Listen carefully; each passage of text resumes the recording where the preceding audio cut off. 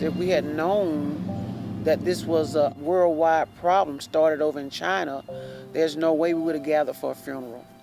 My brother died February 24th. His living companion found him on the living room floor about 6:30, and I got a call at work. I work at Phoebe, I'm a nurse there. The coroner, he didn't do any blood samples. We asked for an autopsy. He said no, natural causes. Right on the heels of him dying, my daughter died. She was just down here for the funeral and she got sick.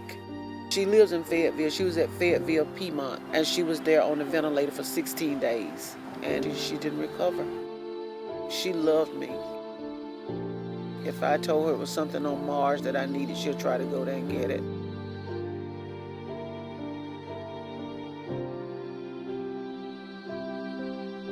The governor, I think he needs to go.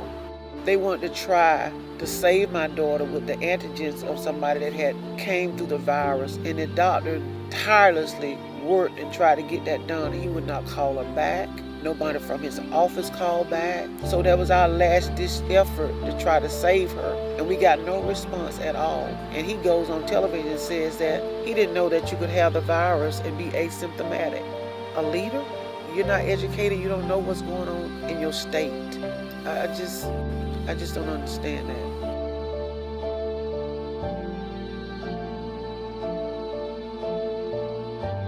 Remember my mom saying that, hey, this disease doesn't affect black people. I said, Mom, where you pick that at? She said, the media.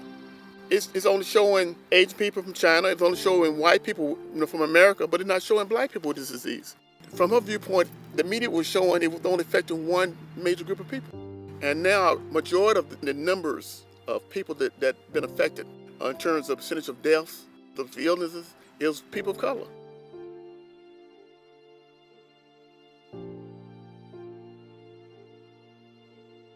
I constantly fussed at my family. They wanted me to move home and I refused. I said, no, I want y'all to get out of Southwest Georgia because they didn't have the health infrastructure that they need. And we saw that this city was not prepared for a crisis.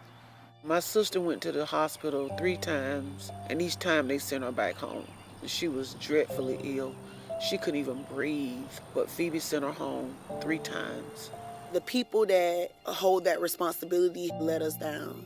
Right now, they don't have enough beds, and they're having to outsource people. My uncle was sent to Alabama. My cousin was sent to Dublin. My friend, they sent her husband to Tifton, and then later on she went to Tifton. So just allow other entities to come into the city so people can have options, people can have a choice. I hope that this is a wake-up call for Albany, and not just that people have to flee and go 45 minutes to an hour away to get health care, but that Phoebe tries to better equip their facilities and their staff.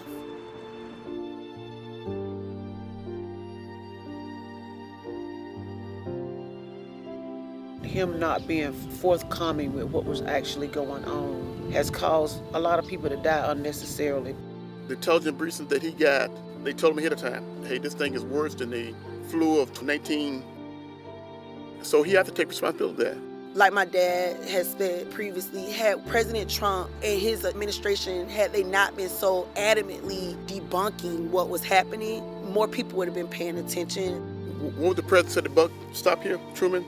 The president is the leader of the country. The buck have to stop with the president. He can't stop with anybody else because there's no one above him. He made the statement there was a Democratic hoax. It wasn't a hoax. A lot of Americans have died. Thousands of people dead, including our daughter. He's selfish. He's a gangster. He's a criminal that's sitting in the White House that only wants to get 4 more years so he can avoid going to jail. Because if he gets out now, he will be prosecuted, I believe.